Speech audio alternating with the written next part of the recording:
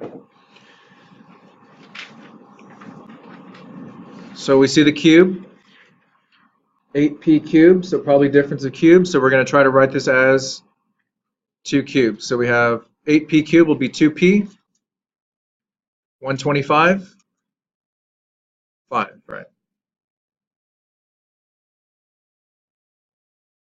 So using our difference of cubes formula, it'll be, oh, before I keep forgetting, what's the GCF? 1, right? Right now, putting those into the formula, it's going to be 2p minus 5. And for the first term of that, we're going to square the 2p plus.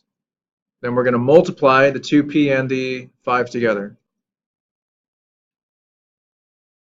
plus. And then we're going to square the 5.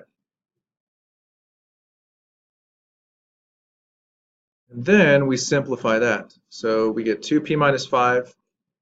2p squared is what? 4p squared. That's correct. Don't forget to square the p as well. So you square the 2 and the p, or don't forget to square the 2, because sometimes I think it's you forget to square the 2, but you get like 2p squared. So just make sure you square both. The middle term, 10p, and then plus 25.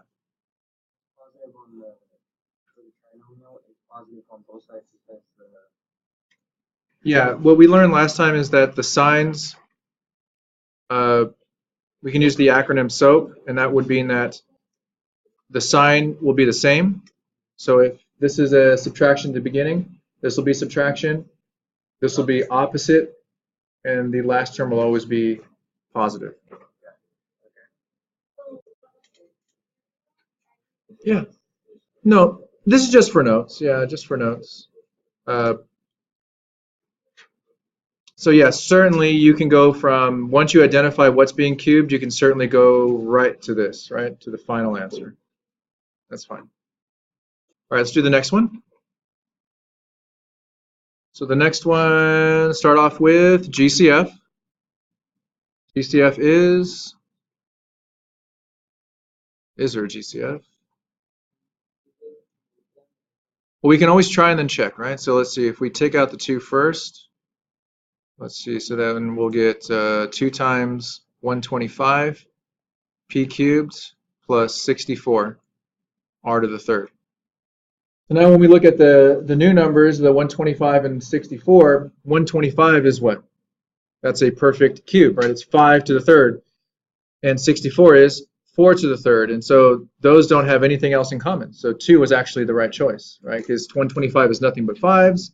64 is all 4s. So nothing in common. All right, so we have those perfect cubes. So the 125 is 5p to the third. And then the 64 is 64r cubed is 4r cubed.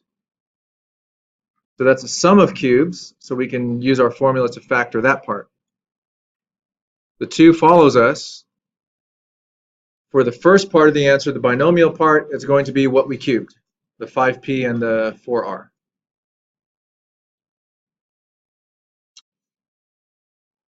And then for the second part, I'm going to do the extra step, just so you can see it all there. I'm going to first square the 5p, subtract, right, opposite, and then multiply the 5p and the 4r. Plus, and then I'm going to square the 4r.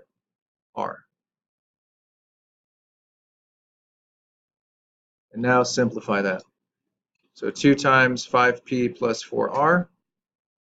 5p squared is going to be 25p squared.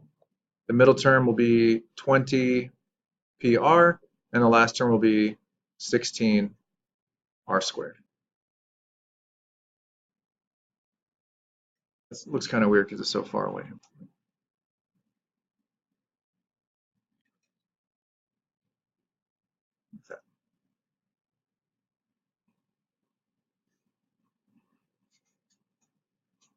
Because if you don't, then let's say if that's gone,